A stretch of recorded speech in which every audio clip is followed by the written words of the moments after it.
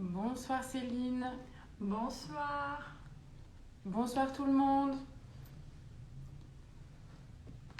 Alors, on voit qu'il y a plusieurs personnes qui sont en train de rejoindre le live.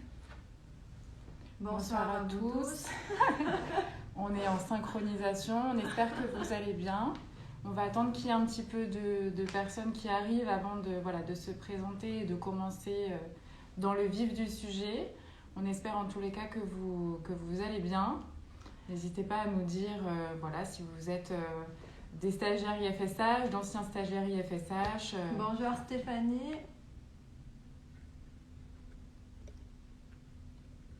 Et évidemment, Céline Ovette va nous rejoindre et elle vous répondra à toutes vos questions. En tout cas, voilà, c'était important pour nous de lancer un mois spécial de la femme. On vous remercie aussi pour votre engouement face à ce mois de la femme. On a eu beaucoup de retours positifs.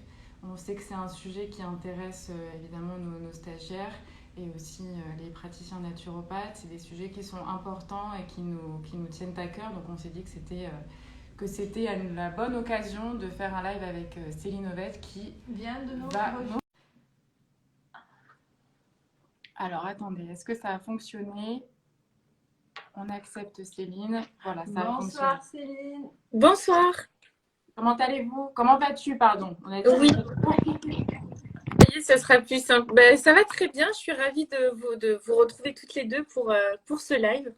Nous Voilà. aussi. Alors, ce qu'on te propose, c'est qu'on va commencer peut-être par se présenter, soi et moi, parce que voilà, c'est la première fois que les gens nous voient. Donc, on va se présenter et puis après, tu vas aussi pouvoir te présenter et puis on va remettre un petit peu en contexte pourquoi on est réunis ce soir en direct. Alors, nous sommes l'équipe de communication de l'IFSH. Moi, je suis Soua en compagnie de Marie. L'IFSH, c'est l'Institut français des sciences de l'homme. Nous sommes un centre de formation professionnelle en naturopathie. On propose deux cursus de formation, un cursus de conseiller en nutrition et un cursus de praticien naturopathe. On a nos modules à la carte également, mais aussi des spécialisations numériques. Et si nos formations vous intéressent, on vous invite à aller consulter notre site internet lesfsh.fr ou bien aussi de nous contacter par mail aussi si vous avez des questions sur secrétariat@lesfsh.fr ou bien aussi nous écrire des messages et c'est avec plaisir qu'on vous recontactera. Super. Donc, ce que je te propose, Céline, c'est de te présenter brièvement et puis ensuite on rentrera dans le vif du sujet. Tout à fait. Avec plaisir. Eh bien, je m'appelle Céline Ovette, donc je suis praticienne naturopathe. Je suis également praticienne en réflexologie plantaire, consultante en nutrition, conseillère en aromathérapie en fleurs de bac et je suis aussi certifiée en phytothérapie, en herboristerie. Et je suis en train je terminerai cette année une certification en médecine intégrative et fonctionnelle. Et tout ça dans un seul domaine, l'équilibre hormonal, le bien-être féminin. Et donc, j'accompagne particulièrement les femmes qui ont des problématiques autour du cycle menstruel, de l'endométriose, du syndrome des ovaires polykystiques et tout ce qui touche à la préménopause, ménopause. Voilà. D'accord. Bon, alors déjà, on tenait à te remercier et on voit vos coucous à tous. Donc, bonsoir tout le monde, merci de nous rejoindre dans ce live.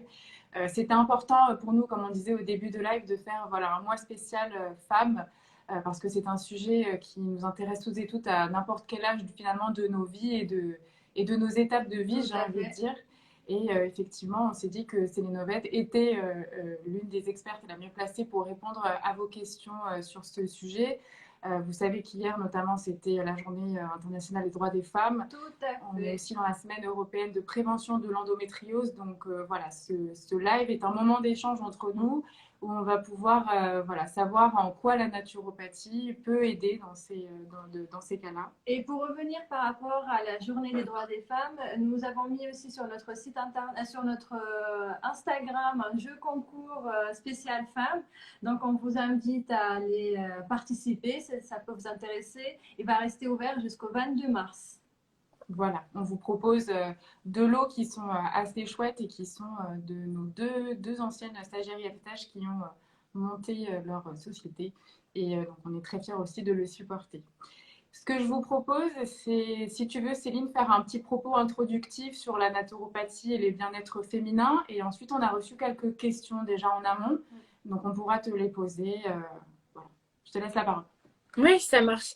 Alors déjà, effectivement, bon, je pense qu'il y a sûrement pas mal d'anciens stagiaires. Je vois des noms que je connais. Mais je pense qu'il y a aussi des personnes qui peut-être s'intéressent au domaine de la naturopathie et envisagent peut-être une reconversion. Et puis d'autres bah, qui ont atterri sur ce live un petit peu par hasard et qui savent peut-être pas très bien ce qu'est la naturopathie. Donc l'idée, c'est déjà de définir ça. Donc la naturopathie, c'est une médecine traditionnelle non conventionnelle qui est reconnue par l'OMS, donc l'Organisation mondiale de la santé, mais qui n'est pas reconnue par les pouvoirs publics français. Donc il faut savoir que voilà, malheureusement, la naturopathie n'est pas reconnue en France, elle l'est dans pas mal de pays européens autour de nous. Donc nous, ça ne nous empêche absolument pas de travailler, puisque ce manque de reconnaissance finalement nous impacte assez peu. En tout cas, voilà, l'idée c'est de respecter quand même un cadre, à savoir que nous, en tant que naturopathes, nous sommes des praticiens de bien-être, nous ne sommes pas des praticiens de santé au sens du Code de la santé publique. Donc, effectivement, on ne traite pas, on ne guérit pas, on accompagne. Il y a tout un champ lexical, effectivement, qui ne nous est pas permis. Et donc, il faut savoir rester vraiment dans son rôle. Ça, c'est vraiment quelque chose qui est important et qui me tenait à cœur de rappeler. Et la naturopathie, alors, c'est un art de vivre, quelque part. C'est l'art de rester en bonne santé. Donc, on peut utiliser effectivement la technique de la naturopathie en prévention, mais on peut aussi accompagner des pathologies plus lourdes tout en restant dans notre cadre, c'est-à-dire l'accompagnement et en aucun cas interférer avec les traitements médicamenteux. Alors ça suppose aussi pas mal de connaissances puisqu'effectivement, il y a des médicaments et des plantes qui peuvent entrer en interaction. Donc, c'est là où effectivement l'intérêt d'une formation solide et sérieuse pour éviter de faire des bêtises, tout simplement. Mais en tout cas, voilà, la naturopathie, c'est vraiment une approche très intéressante où on va se centrer sur la personne, alors que la médecine allopathique va plutôt se centrer sur le symptôme. Elle va accorder plus d'importance à la maladie finalement que nous, à la personne. La médecine allopathique va traiter le symptôme et nous, on va essayer de trouver la cause des symptômes. Et donc, si on supprime la cause, bah, théoriquement, on supprime aussi les symptômes. Et souvent, dans beaucoup de cas, et notamment tout ce qui est pathologie chronique, il faut savoir que l'origine, c'est souvent dans l'hygiène de vie. C'est une hygiène de vie qui va être non adaptée aux conditions de la vie, tout simplement. Et donc, il va falloir faire une réforme de l'alimentation, de la nutrition, de l'environnement peut-être aussi dans lequel vit la personne, puisqu'il y a aussi toute cette pollution, on en reparlera, la gestion du stress, enfin voilà, l'activité physique, il y a énormément de piliers de santé en tout cas qu'on peut activer. Tout à fait. Et si on peut te poser une question personnelle, euh, quelle a été ta décision de te spécialiser dans le bien-être féminin? Pourquoi est-ce que tu as choisi cette spécialisation, entre autres, hein? On sait que ce n'est pas exclusivement ce que tu fais, mais qu'est-ce qui t'a poussé à choisir cette spécialisation? Alors, il y a deux choses. Je pense que, alors, la première, et c'est la raison pour laquelle moi je m'étais intéressée à la naturopathie, c'est que, comment dire, quand je suis tombée enceinte de ma fille, j'avais une hygiène de vie qui n'était pas forcément au top.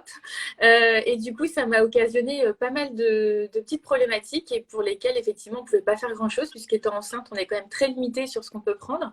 Donc, c'est là où, effectivement, j'ai entamé mon cursus, c'est en étant enceinte et à l'arrêt. Deuxièmement, pourquoi je me suis spécialisée derrière dans les problématiques féminines, c'est que j'ai attiré tout simplement parmi mes consultations, les consultations que j'avais principalement que des femmes et que des problématiques hormonales. Et notamment en rapport avec le cycle, etc. Et c'est là où je me suis rendu compte qu'en fait, il y avait pas grand-chose. En tout cas, il y a une épidémie de problématiques hormonales chez les femmes. Ça commence dès la puberté, souvent précoce, les problèmes d'acné qui peuvent persister à l'âge adulte. Ensuite, on va avoir tout ce qui est troubles du cycle, les règles abondantes, douloureuses, etc. On va avoir les problématiques à procréer naturellement, donc des problèmes pour tomber enceinte. L'endométriose, le SOPK, une femme sur 10 hein, pour chacune de ces deux pathologies. Donc, c'est quand même assez énorme. Et puis, tout ce qui est hypothyroïdie, ménopause. Et pour ça, effectivement, les seules réponses qui existent aujourd'hui en allopathie, c'est soit la pilule, mais qui ne règle rien, puisqu'aujourd'hui, on sait que la pilule masque les symptômes, donc ça ne règle absolument rien, ou le traitement hormonal substitutif au moment de la ménopause, qui certes peut soulager certaines femmes, on est bien d'accord, mais ce n'est pas non plus dénué d'effets secondaires et de risques. Et entre tout ça, je crois que voilà, il y a quand même aujourd'hui, et j'en parlais justement à l'occasion de cette journée internationale des droits des femmes, une mauvaise prise en charge des femmes sur le plan médical. On sait, il y a des études qui prouvent qu'une femme voilà, est mal prise en charge pour plein de raisons. Mais aussi, voilà, très peu de réponses, très peu d'écoute, et puis de dire, bah oui, vous êtes une femme, c'est normal de souffrir pendant vos règles, bah oui, c'est normal. Voilà, enfin, la ménopause, bah oui, c'est normal, il n'y a rien à faire. Enfin, voilà. Et en fait, non, il y a énormément de choses que l'on peut mettre en place. Et voilà. Et quand je me suis intéressée à ça et que j'ai vu les résultats sur mes consultantes, et ben, j'ai décidé d'en faire une véritable spécialisation. Et depuis, je dévore tout ce qui se fait, tout ce qui s'écrit, toutes les formations, tout. Voilà. C'est très intéressant d'avoir votre témoignage et surtout par rapport à votre début de carrière. Mais voilà, comme on sait aussi, comme tu sais aussi qu'on a mis en place une boîte à questions sur c'était questions.ifsh@gmail.com. Et parmi les questions qu'on a reçues, on avait une en lien avec la grossesse, parce que tu en parlais. Une des questions, c'était est-ce que la naturopathie peut aider mon corps à accueillir une future grossesse? Alors oui, et à 1000%. L'idée, c'est quoi dans ces cas-là? C'est ce qu'on appelle la consultation périconceptionnelle, donc avant effectivement de concevoir un bébé. Donc c'est bien de s'y prendre à peu près 1 an, 9 mois avant. Et l'objectif, ça va être quoi? Ça va être effectivement de mettre toutes les conditions en place pour pouvoir effectivement procréer dans de bonnes conditions, de faire un beau bébé, et puis surtout que la maman ait le moins de carences possible pour mener une grossesse en pleine forme et à son terme. Donc l'idée à ce moment-là, c'est qu'effectivement, on va interroger donc la femme sur son hygiène de vie, etc. C'est bien aussi que monsieur vienne, parce que je rappelle qu'un bébé, ça se fait à deux. Et donc souvent, c'est la femme, encore une fois, qui a toute cette charge un petit peu de se mettre un peu la pression, parce que c'est elle qui porte l'enfant, mais il y a quand même 50% des gamètes qui proviennent de monsieur. Donc dans ces cas-là, c'est bien de faire le bilan à deux et de voir effectivement tout ce qu'on va pouvoir optimiser par rapport à l'alimentation actuelle, l'hygiène en termes de stress, d'activité physique, est-ce qu'il y a des carences potentielles ou pas, du coup, qu'on va chercher à combler pour maximiser effectivement les chances de concevoir dans de bonnes conditions, de faire un beau bébé pour éviter certaines carences qui pourraient être délétères pour le bébé à venir, et puis surtout de faire en sorte que la maman ait le moins de troubles possible au cours de sa grossesse. Donc oui, tout à fait, c'est même recommandé. D'accord. On a aussi reçu une question de Corinne. Elle a dit que faire quand on a une ostéoporose grave bien plus tard après la ménopause? Alors, il y a plusieurs choses à faire. Alors, encore une fois, il faut voir à quel stade, évidemment, on en est. Alors, premier conseil, parce que là, ça va venir un petit peu peut-être briser quelques idées reçues. Surtout, les produits laitiers ne sont pas nos amis pour la vie. Je tiens à le dire parce qu'effectivement, quand une femme a de l'ostéoporose ou arrive à la cinquantaine, souvent, les professionnels de santé vont dire bah, il faut augmenter vos apports en calcium, etc. Et en fait, le problème du calcium qui est contenu dans les produits laitiers, c'est que les produits laitiers sont très acidifiants et ce calcium est assez peu biodisponible. Donc, les meilleures sources de calcium, donc déjà, il faut arrêter les produits laitiers, en tout cas, ne pas en abuser ni en surconsommer, mais surtout aller chercher le calcium là où les vaches le trouvent, c'est-à-dire dans le verre. Donc, tout ce qui est vert, les légumes verts à feuilles, on a aussi les oléagineux, les sardines que l'on peut manger avec les petites arêtes, c'est tout mou, on les fait sous forme de petites rillettes et c'est très très bon. Donc, il faut avoir ces sources de calcium plutôt végétales, en tout cas, voilà, plus biodisponibles et non acidifiantes comme c'est le cas pour les produits laitiers. Et puis surtout la pratique de l'exercice physique, puisqu'on oublie effectivement que l'exercice physique est très protecteur aussi pour les risques d'ostéoporose, notamment parce que quand vous faites travailler un muscle, ce muscle est attaché sur les os grâce à des ligaments. Et les ligaments vont exercer une pression sur les os qui fait que l'os va être un petit peu, on va dire, travailler, fragiliser. Et du coup, ce qui va se passer, c'est qu'on a les ostéoblastes et les ostéoclastes qui sont effectivement, on va dire, des protéines qui sont chargées effectivement de reconstruire l'os, qui vont permettre de solidifier les os. Donc, il faut travailler avec des petites charges, pas trop lourdes, mais voilà, des petits exercices de musculation sans trop d'impact. Et tout ça au quotidien, ça va renforcer effectivement les os. Et puis après, on a plein de plantes reminéralisantes. Je pense à l'ortie, la prêle, on a le silicium. Enfin, il y a énormément de choses après qu'on peut faire selon, là encore, le profil de la personne. Donc, n'hésitez pas à les consulter pour ça. Il y a plein de solutions qu'on peut mettre en place. Super, bah écoute, merci beaucoup pour ta réponse. Je te propose de passer à la question suivante. On a reçu une question du coup qui est quand est-ce qu'une femme est plus susceptible de prendre du poids?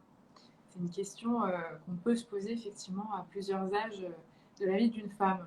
Est-ce qu'il y a un Alors, rapport oui, il y a plusieurs fenêtres, on va dire, au-delà, on va dire, de l'hygiène de vie, de tout un tas de choses. C'est la puberté, d'abord, qui est une période où, effectivement, on prend du poids. Et là, c'est physiologique, tout simplement parce que pour que le cycle menstruel se mette en place, il faut qu'on ait un certain taux de masse graisseuse. Et donc, ça, c'est la leptine hein, qui va commander tout ça pour que le cycle menstruel se mette en place. C'est d'ailleurs pour ça que certaines femmes anorexiques vont avoir leur cycle supprimé ou quand effectivement une femme n'atteint pas un poids, et en tout cas plus qu'un poids, un taux de masse graisseuse suffisant, le cycle ne peut pas se mettre en place. Donc la puberté est une période au cours de laquelle effectivement on prend du poids et c'est normal. On devient une femme, donc nos formes aussi voilà, se féminisent et puis on a besoin de ça. Ensuite, on va avoir effectivement la grossesse, qui est une période là aussi normale où on prend du poids. Alors l'idée, c'est effectivement de ne pas prendre trop de poids, notamment alors à la fois pour soi, mais aussi pour la santé du bébé, puisque si on prend beaucoup de poids, en général, le bébé en prend aussi beaucoup et derrière, ça peut aussi compliquer l'accouchement. Et puis, bien évidemment, la perte après l'accouchement. Donc la grossesse, il ne faut pas manger 2 fois plus, mais 2 fois mieux. C'est-à-dire, on vérifie vraiment la qualité de ses apports. Ne pas hésiter là aussi à se faire accompagner. Voilà, si on voit qu'on a tendance à prendre un petit peu plus de poids que de raison. Voilà, mais l'idée pour une grossesse, c'est de pas aller au-delà de 14-15 kilos maximum, quoi. Voilà, à peu près. Hein, c'est à peu près ça. C'est déjà pas mal, mais en tout cas, c'est, on va dire, une normalité, on va dire, assez générale.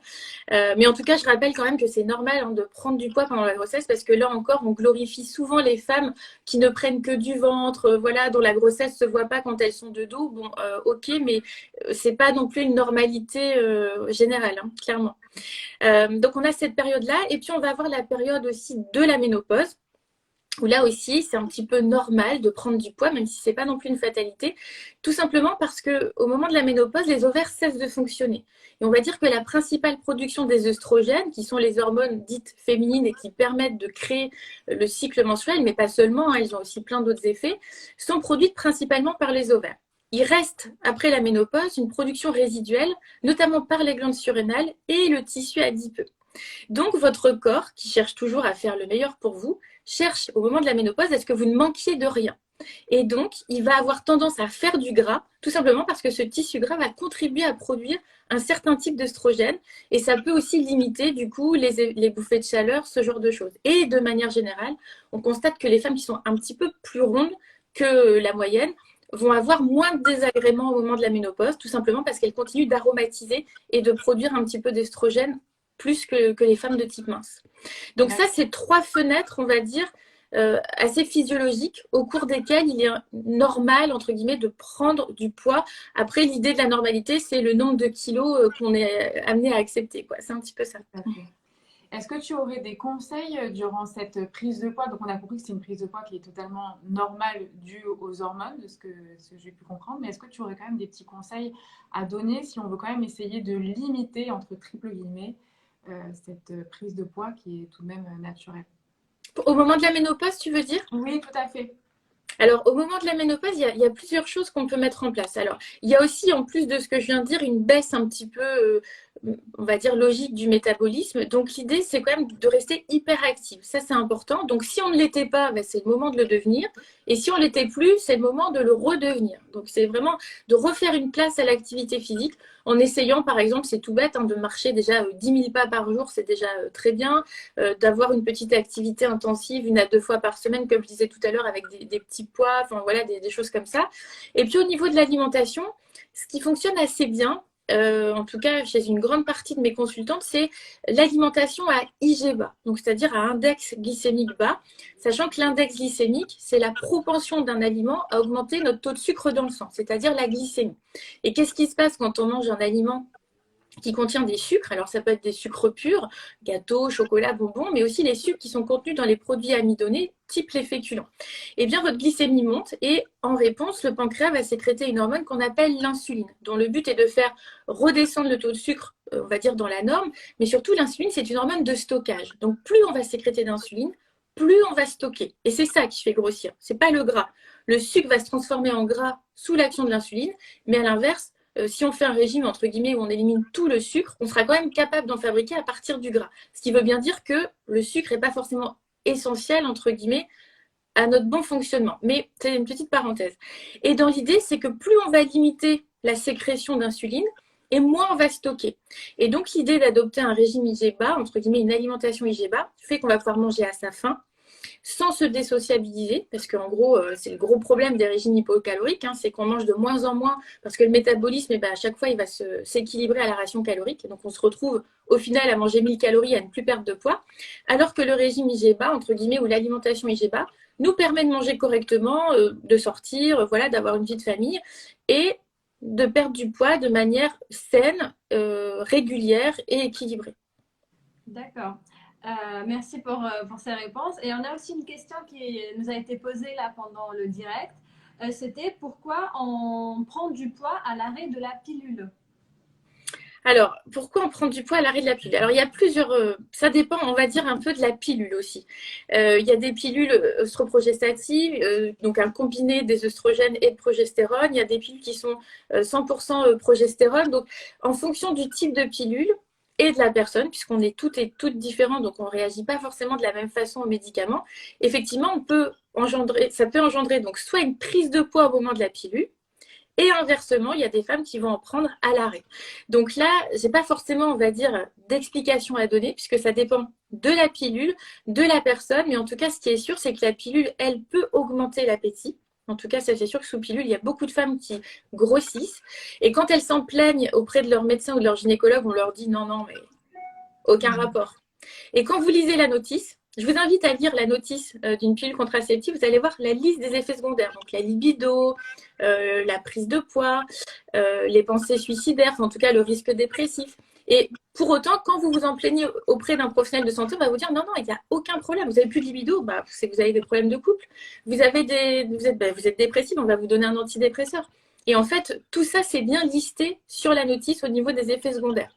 Donc, voilà. Donc, encore une fois, il y a là la prise de poids à l'arrêt. Bon, je ne pourrais pas forcément l'expliquer. Il faudrait voir un peu plus dans les détails quel type de pilule, quel était le profil de cette personne. Mais ce qui est sûr, c'est que la prise de pilule, elle, peut faire grossir et c'est listé dans la liste des effets secondaires. Donc, quand on vous dit l'inverse, ne vous démontez pas, vous sortez la notice et vous montrez bien que voilà, c'est pas dans votre tête en tout cas. Tout à fait, c'est important de le préciser, effectivement. On a une autre question. Alors là, c'est une dame qui nous dit comment la naturopathie peut m'aider car je suis atteinte du syndrome prémenstruel. Est-ce que c'est seulement une question d'hygiène de vie?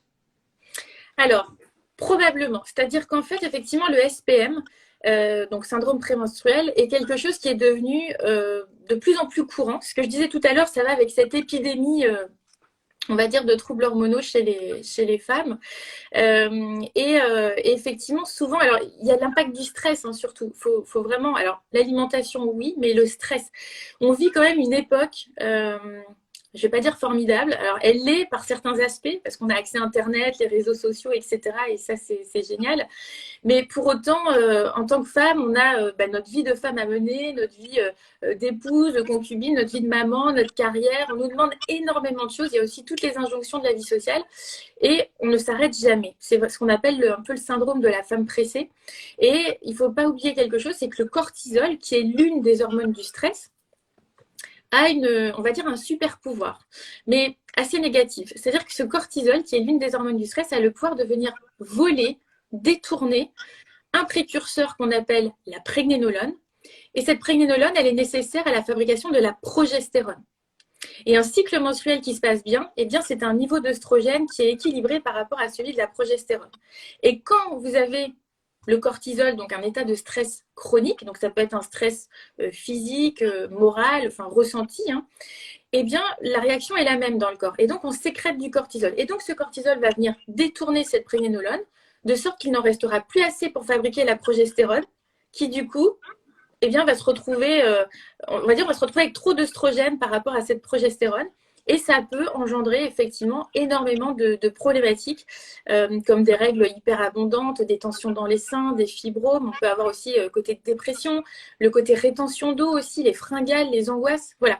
Donc, il y a l'alimentation avec notamment l'impact du sucre, puisque l'insuline est un des fauteurs de troubles hormonaux majeurs, au même titre que le cortisol. les œstrogènes et les hormones thyroïdiennes. Donc oui, dans le cas d'un SPM, aller voir par exemple un naturopathe pour essayer de voir ce qu'on peut faire au niveau de l'hygiène de vie, ça peut vraiment améliorer les choses de manière très significative. Merci beaucoup pour la réponse. Et on a aussi une question aussi qui vient d'apparaître, c'est de la part de Corinne qui te pose directement la question, est-ce que tous les produits laitiers sont acidifiants, le fromage de chèvre, brebis et kéfir de lait, et à quel moment pour une femme elle doit en prendre un peu? Alors, oui, effectivement, on conseille en général, de prendre effectivement les produits à base de lait de chèvre ou de lait de brebis. Alors, c'est un peu moins acidifiant, mais surtout, on n'aura pas les mêmes facteurs de croissance dedans. C'est-à-dire que quand on regarde le veau, il va prendre, je ne sais plus combien de kilos, c'est 150 kilos, enfin, je ne sais plus, c'est plus d'une centaine de kilos sur une année. Donc, il y a des facteurs de croissance qui sont très élevés. Et ces facteurs de croissance, nous, on n'est pas fait pour, entre guillemets, bien les métaboliser. Et ça peut d'ailleurs être contributif à certains développements de cancer, etc. Donc, boire du lait d'animaux plus petits, c'est effectivement moins pire. Voilà, on va dire c'est moins pire parce que les facteurs de croissance ne sont pas les mêmes. C'est également un petit peu moins acidifiant. L'idée, c'est de ne pas en abuser. Alors, à quel moment le prendre dans la journée? Bon, voilà, je pense qu'il n'y a pas vraiment de bon ou de mauvais moment pour le prendre. C'est plus une question de quantité et de fréquence. L'idée, c'est de ne pas en surconsommer, puisque on nous a dit, hein, les produits laitiers sont nos amis pour la vie. D'ailleurs, c'est des slogans comme ça qui restent en tête. Et on nous dit souvent en tant que femme, eh ben, il faut pour l'ostéoporose et tout ça. Non, non, non, c'est assez acidifiant. Donc, on peut en prendre un par jour, voilà, sans trop de problèmes, si on a une bonne alimentation à côté, qu'on mange suffisamment de fruits et légumes. Mais ne pas en surconsommer. Et encore une fois, les produits laitiers ne sont pas la seule source de calcium. Il y en a plein d'autres et de meilleure qualité que les produits laitiers. Est-ce qu'il y a par exemple des laits végétaux à recommander ou est-ce qu'on le trouve vraiment dans une autre alimentation comme ce que tu disais tout à l'heure, Alors, alimentation verte? Les laits végétaux, alors déjà, c'est comment dire, le terme de lait végétaux, c'est voilà, normalement, on n'a plus le droit d'utiliser ce terme-là. On doit dire jus végétaux parce qu'effectivement, il y a cette idée, bon, puis il y a ce lobby du lait aussi hein, derrière, clairement, on ne va pas se le cacher. Alors souvent, les laits végétaux sont enrichis en calcium. Voilà. Parce qu'effectivement, ça donne un petit apport en plus. Mais l'idée, là encore, c'est vraiment de diversifier les sources de calcium et alimentaires de manière générale. Donc, manger beaucoup de fruits et légumes, enfin en tout cas beaucoup de légumes, au moins 50% de l'assiette. Voilà, un peu de cru, du cuit, vapeur douce, etc. Tout ce qui est vert est très riche en calcium. Les oléagineux, les sardines, comme je disais tout à l'heure, avec les arêtes, c'est très très bon. Mais l'idée, voilà, c'est de vraiment diversifier les sources alimentaires pour vraiment éviter les carences. D'accord, ok. On va passer à la question suivante, qui est une question très intéressante. C'est une dame qui nous demande, est-ce que le SOPK est héréditaire? Alors, est-ce que le SOPK est héréditaire? Alors, en fait, on a longtemps cru, un peu comme l'endométriose, puisque souvent on trouve plusieurs cas au sein d'une même famille. Et pour autant, là, les dernières recherches qui ont été faites, parce que je m'y suis intéressée dans le cadre de l'écriture de mon livre, l'INSERM de Lille a travaillé sur cette piste. Et pour autant, ils n'ont pas réussi à isoler un gène SOPK. Donc voilà, on ne sait pas encore trop pourquoi. C'est vraiment voilà, SOPK endométriose, on a des pistes, des hypothèses sur les causes probables. Mais il y a quelque chose, effectivement, sûrement, bon voilà, autre. Mais en tout cas, oui, ce n'est pas rare de retrouver plusieurs cas au sein d'une même famille. Et pour autant, aujourd'hui, il n'y a pas de gène SOPK. Donc, c'est peut-être, voilà, encore une fois, l'exposome, donc c'est-à-dire la somme de toutes les, comment dire, tout ce à quoi on est exposé, que ce soit l'alimentation, les perturbateurs, les produits chimiques, etc., sur notre code génétique qui pourrait expliquer ça. Mais voilà, c'est encore à creuser. Pour celles et ceux qui ne savent pas ce qu'est le SOPK, est-ce que tu peux nous expliquer quels sont les symptômes qui peuvent nous amener à se poser la question, est-ce qu'on a un SOPK ou pas? Alors, le SOPK, c'est le syndrome des ovaires polykystiques. Donc, c'est un trouble endocrinien qui va avoir des répercussions sur la fertilité, mais pas seulement. En fait, le SOPK se caractérise par plusieurs choses. Alors, on peut avoir, je reprends les critères du consensus de Rotterdam qui sont utilisés pour le diagnostic. Donc, on va retrouver principalement des cycles irréguliers ou anovulatoires. On va retrouver donc un aspect polykystique d'un ou deux ovaires. Et où on peut aussi avoir des signes d'hyperandrogénie, donc c'est-à-dire des hormones, enfin de l'hyperandrogénie, pardon, c'est-à-dire soit effectivement des hormones androgènes élevées au niveau de la prise de sang, ou des signes d'hyperandrogénie, donc c'est-à-dire de l'acné, une pilosité excessive ou encore une alopécie androgénique, c'est-à-dire la perte de cheveux. Et principalement, alors les symptômes, ça va être un petit peu ce que j'ai décrit, c'est-à-dire des cycles irréguliers. On peut avoir de l'acné, donc effectivement la pilosité, la perte de cheveux. On retrouve souvent aussi un surpoids ou une difficulté à perdre du poids, tout simplement parce que 70-80% des femmes qui ont un SOPK ont également une résistance à l'action de l'insuline, c'est-à-dire que l'insuline n'arrive pas justement à aller stocker ce sucre en excès dans les cellules et donc ce sucre reste dans le sang, ce qui peut occasionner un prédiabète, un diabète de type 2, un diabète gestationnel et plein d'autres problématiques en fait. D'accord. Et le SOPK, comment on le diagnostique? Alors, le SOPK, c'est un diagnostic d'exclusion. C'est un petit peu justement la difficulté, c'est que c'est un diagnostic qui arrive en bout de course quand on a épuisé un petit peu toutes les pistes. Et du coup, on utilise les critères de Rotterdam dont je vous parlais tout à l'heure, c'est-à-dire il faut cocher 2 cases sur 3, c'est-à-dire soit effectivement les cycles irréguliers ou anovulatoires. En 2, on va avoir l'hyperandrogénie ou les signes d'hyperandrogénie. Et en 3, l'aspect d'un ou des 2 ovaires d'aspect polykystique. Il faut cocher 2 cases sur 3. Donc, ça nous laisse plein de possibilités et plein de phénotypes différents. Et je rappelle aussi qu'une femme de type mince peut aussi avoir un SOPK, parce que ça aussi, c'est des idées un petit peu préconçues qu'ont encore certains professionnels de santé et qui créent beaucoup d'errance médicale. Et quels sont du coup enfin pas les symptômes, mais les traitements, pardon, pour traiter le SOPK? Alors, il n'y en a pas. C'est comme l'endométriose. En fait, les médicaments qui existent aujourd'hui sont avant tout antisymptomatiques. Donc, pour régulariser les cycles, on va prescrire la pilule. Pour réguler l'acné, on va prescrire la pilule. Pour limiter la perte de cheveux, on va préconiser le minoxidil. Mais voilà, tous ces traitements ont aussi beaucoup d'effets secondaires.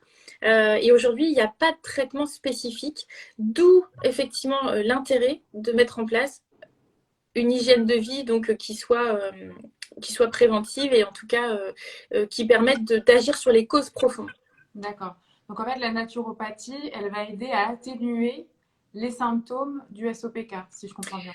Alors, les symptômes, mais surtout travailler sur les causes profondes du déséquilibre hormonal, puisque dans le SOPK, on a une surproduction d'androgènes comparée effectivement aux œstrogènes, et c'est ça qui va bloquer l'ovulation et qui va donner effectivement tous ces symptômes. Alors, les symptômes, je vous en ai cité que quelques-uns, puisqu'on en dénombre plus d'une 50aine au total. D'accord, ok. On avait aussi une question qui était dans le même domaine du SOPK. On nous a demandé si le SOPK peut entraîner des troubles de la fertilité. Alors oui, c'est d'ailleurs, le SOPK, c'est la cause majeure, on va dire, d'infertilité chez les femmes en âge de procréer. Et donc, comme je disais tout à l'heure, ça entraîne des cycles anovulatoires ou irréguliers. Et donc, forcément, ça complique les choses quand on souhaite concevoir naturellement. Donc, c'est vraiment la cause numéro 1 d'infertilité chez les femmes. Et pour autant, on n'en parle pas beaucoup. Comme je disais tout à l'heure, c'est une femme sur 10, c'est la même prévalence que l'endométriose. Et pour autant, on entend beaucoup parler d'endométriose et c'est très bien. Et le SOPK, c'est un petit peu le parent pauvre. Voilà. Alors qu'en plus, ça se voit beaucoup plus que l'endométriose pour le coup, puisqu'il y a des signes physiques. Mais voilà, je pense qu'il y a tout un travail à la fois des associations, des femmes qui sont atteintes et puis des pouvoirs publics pour, on va dire, prendre aussi cette pathologie à la même mesure que l'endométriose. Merci. Alors, on a beaucoup de personnes qui sont en train de nous rejoindre sur le live. N'hésitez pas à nous poser des questions si vous en avez. Là, on a reçu aussi une question de Hélène qui te pose la question à toi directement. C'est: est-il possible de rééquilibrer naturellement oestrogène et progestérone en plus d'essayer de gérer le stress? Oui, bien sûr. Ah oui, tout à fait. De toute façon, ça va un petit peu avec. Parce que comme je vous disais tout à l'heure, le cortisol, qui est l'une des hormones du stress, va avoir la faculté de disrupter, on va dire, la prégnénolone qui sert de précurseur à la progestérone.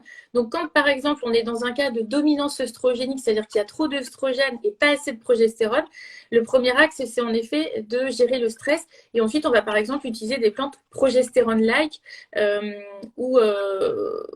qui vont permettre effectivement de mimer l'action de la progestérone et donc d'essayer de remonter ce taux. Donc, l'idée, c'est déjà de voir dans quel type de déséquilibre on est. Est-ce que c'est plutôt les œstrogènes, la progestérone, le cortisol, l'insuline? Il faut regarder et ça, on le voit en fonction des signes, des symptômes, des ressentis. On peut faire des bilans hormonaux, voilà, quand on peut, si effectivement un médecin est prêt à les prescrire. Aujourd'hui, il existe aussi d'autres bilans, d'autres tests qui sont en train de se développer. Mais l'idée, c'est déjà de définir le déséquilibre et en fonction du déséquilibre, on va utiliser certains micronutriments, certaines plantes, certaines huiles essentielles. Il y a les bourgeons aussi, il y a énormément de choses. Mais encore une fois, toujours bien se dire que prendre un complément alimentaire, mais sans rien faire à côté dans l'assiette ou en termes d'hygiène de vie, ça ne marchera qu'un temps. Donc, il faut vraiment tout réformer parce que sinon, on fait de l'antisymptomatique naturel et on retombe dans le piège de l'allopathie. Tout à fait, ok. Et tu nous parlais tout à l'heure voilà, du SOPK et aussi de l'endométriose. Est-ce que tu peux nous parler justement un peu de l'endométriose? Qu'est-ce que c'est et quels sont ses symptômes? Et ensuite, je te poserai une question qu'on nous a envoyée tout à l'heure. Alors l'endométriose, comme je le disais tout à l'heure, ça affecte à peu près une femme sur 10 et c'est un trouble qui se définit par la migration d'un tissu qui ressemble à de l'endomètre, mais qui n'en est pas. Je précise parce que la définition française, elle est pas bonne. Donc c'est un tissu qui ressemble à de l'endomètre et qui va migrer hors de la cavité utérine pour aller se loger sur les intestins, principalement sur la vessie, mais aussi des fois à des endroits beaucoup plus éloignés comme les poumons, le cerveau, etc. Et donc chaque mois, ce tissu va répondre aux stimuli hormonaux, notamment des œstrogènes, et donc va saigner. Et le problème, c'est que le sang ne va pas pouvoir sortir et être évacué correctement par l'utérus. Donc il va rester piégé, il va coaguler et ça va créer des kystes qu'on appelle des kystes un peu chocolat et ça va créer des adhérences en fait entre les organes. Et c'est très douloureux, ça peut engendrer énormément de douleurs neuropathiques. Donc, et puis ensuite, on a l'adénomiose qui est on va dire une endométriose interne à la paroi de l'utérus aussi. Et donc, voilà, on va avoir alors là encore beaucoup de symptômes qui peuvent justement être compliqués à relier, d'où effectivement l'errance médicale aussi, puisqu'on va avoir les règles hyper abondantes, on va avoir des règles très douloureuses, mais on peut aussi avoir, comme vous avez compris, ça peut aller se loger sur les intestins, du coup le syndrome de l'intestin irritable, voilà, on va ressentir beaucoup de fatigue, enfin il y a énormément de symptômes qui sont là aussi. Il y a autant d'endométriose que de femmes quasiment. Donc voilà, en gros, ouais, pour, on va dire, résumer un petit peu sur ce sujet. Oui, c'est ça. On se posait aussi la question, nous, à titre personnel, on se disait à quel moment on doit s'inquiéter, nous, en tant que femmes, parce qu'on a des douleurs, mais à quel moment on se dit cette douleur, elle est plus intense et peut-être que ça me pose la question de savoir si je ne suis pas atteinte d'endométriose. Je trouve que c'est difficile de trouver le curseur et le juste curseur de savoir j'ai mal, mais est-ce que c'est une douleur entre guillemets normale ou est-ce qu'il faut que je m'inquiète et que j'aille consulter? Alors déjà, pour là aussi revenir un petit peu sur ce que je disais tout à l'heure, souffrir pendant ces règles, c'est pas normal. C'est pas normal. Un cycle qui se passe bien, c'est un cycle, voilà, on va sentir voilà, un petit truc, on sent une petite congestion, on a voilà, le bas-ventre qui est un petit peu plus lourd, voilà, mais ça ne nous empêche pas d'aller travailler, ça ne nous empêche pas de sortir, on n'est pas cloué au lit. Et surtout, un bon indicateur, c'est quand les douleurs ne passent pas avec un antalgique de classe 1. Si effectivement les antalgiques ne sont pas efficaces, il faut se poser la question. Surtout si effectivement il y a d'autres symptômes associés. Merci. Et à ce sujet, on a aussi Virginie qui te pose la question de comment on va diagnostiquer l'endométriose. Alors, pareil, diagnostic assez difficile, puisqu'effectivement, là, pour le coup, l'endométriose est interne.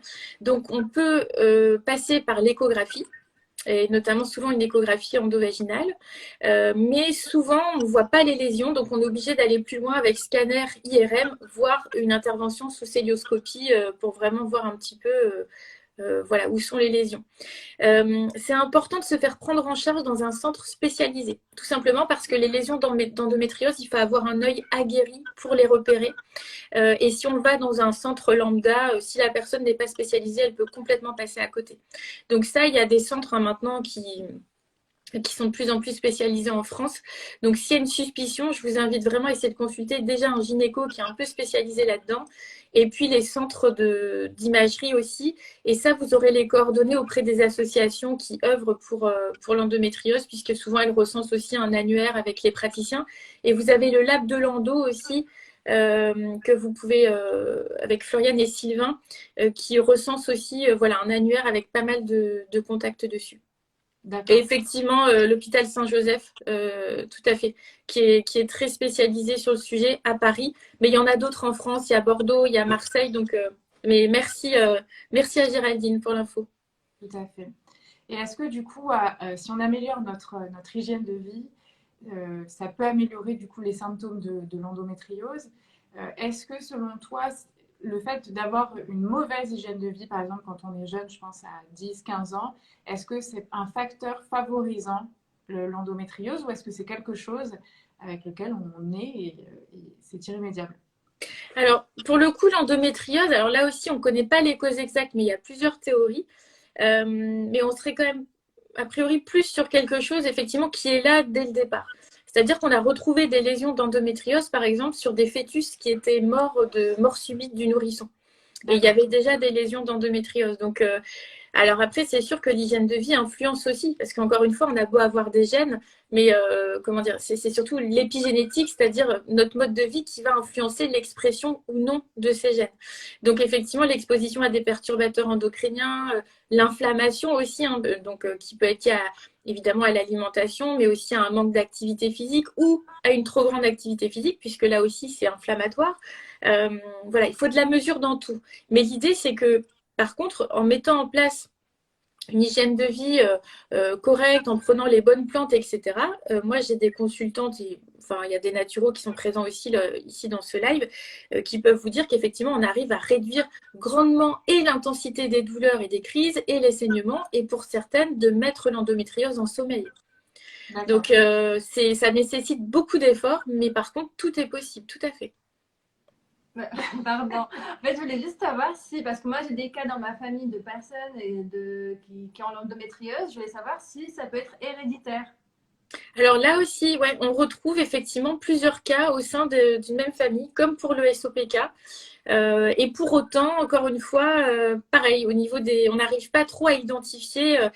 L'origine est probablement multifactorielle, ça c'est certain. Il y a la piste lymphatique, la piste métaplasique, je vous disais, avec le développement de l'embryon, puisqu'on retrouve effectivement des traces voilà, sur des fœtus. On a effectivement la théorie environnementale. Enfin voilà, il y a plusieurs théories, mais aujourd'hui, on ne sait pas trop. Donc, en gros, il vaut mieux considérer que c'est multifactoriel. Et la preuve, c'est que quand on reprend son hygiène de vie et donc on agit à la fois sur l'alimentation, le stress, l'activité physique, etc., on a des améliorations qui sont très significatives. D'où, effectivement, l'idée que c'est sûrement multifactoriel. D'accord. Donc, si je comprends bien, ce sont des solutions sur le moyen et sur le long terme. Si par exemple, demain, je ne me le souhaite pas, j'ai une crise endométriose, qu'est-ce que je peux prendre en termes de plantes, en termes de tisane pour me calmer directement? Est-ce que ça existe ou est-ce que c'est plus un travail de longue haleine? Alors, non, il y a des choses. Alors, l'idée, dans le cadre de l'endométriose, on va agir sur deux axes. Il y a un premier axe où effectivement on va faire de l'antisymptomatique naturel. Parce que l'idée, c'est de soulager la femme, effectivement, qui vient consulter et qui a des douleurs, des règles hémorragiques, etc. Donc là, il y a beaucoup de choses qu'on peut utiliser. Alors, le problème des plantes, c'est que souvent, il y a des contre-indications.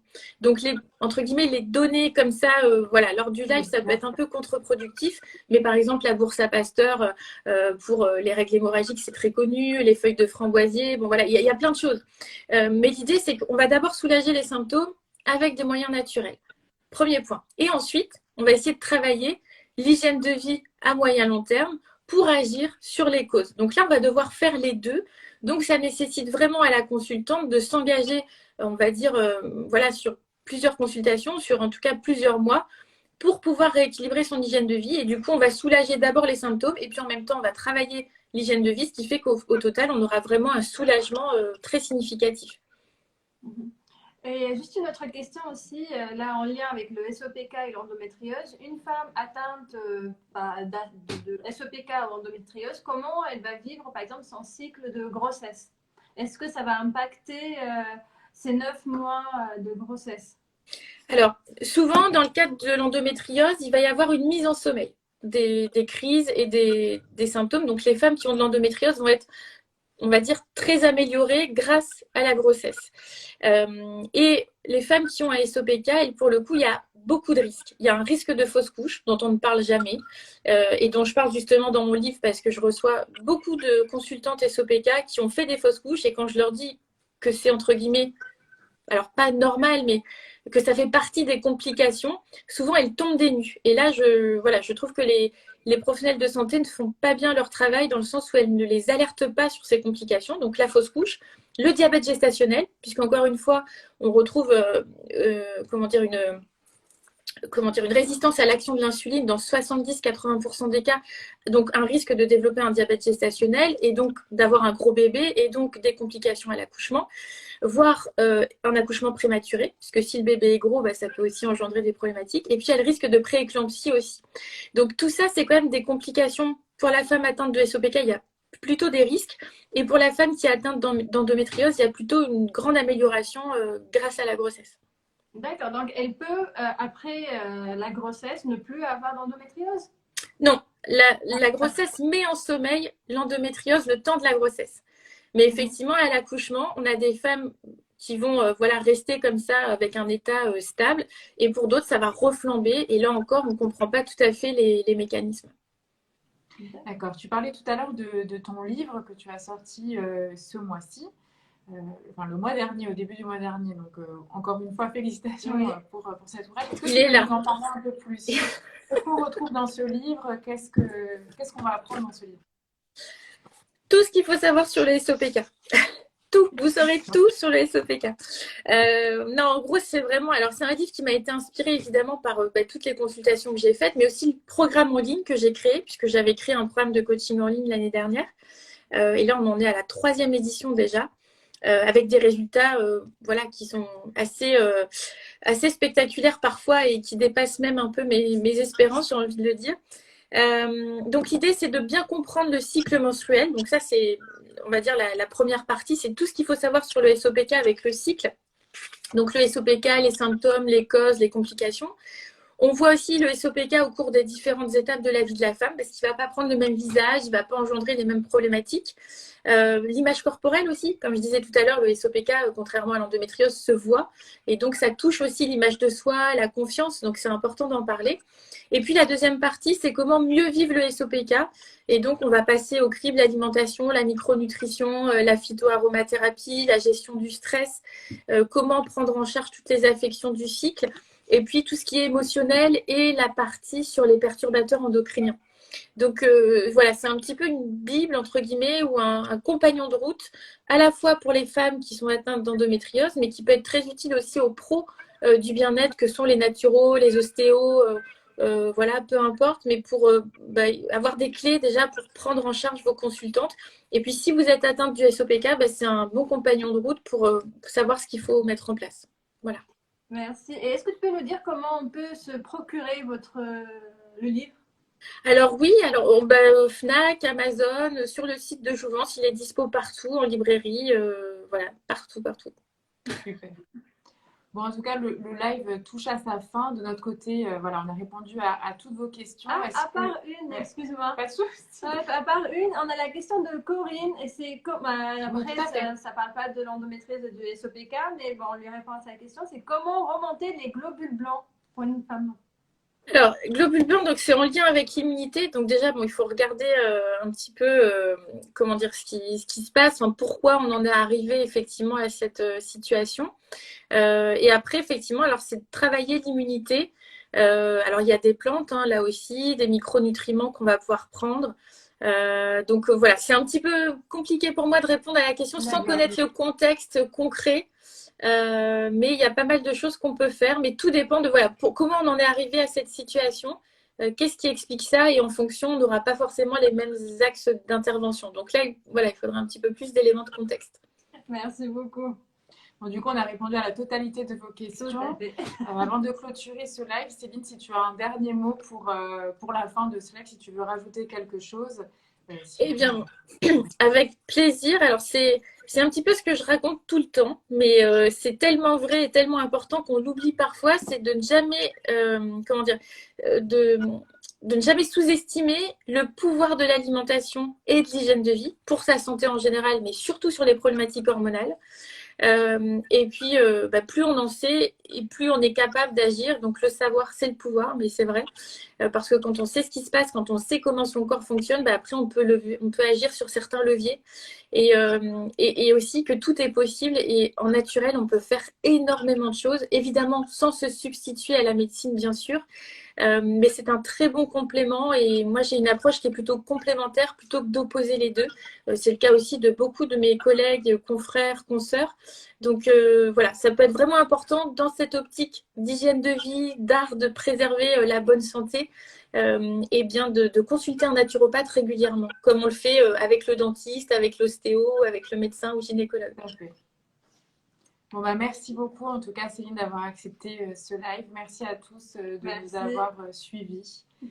N'hésitez pas encore une fois si vous avez des questions sur l'IFSH à nous envoyer un message sur notre compte Instagram et on vous recontactera avec grand plaisir pour vous expliquer la totalité de ce qu'on peut offrir. Merci beaucoup et on vous souhaite du coup une bonne soirée. Merci beaucoup. Merci. À Merci, bientôt. au revoir. Au revoir à tous. Bientôt.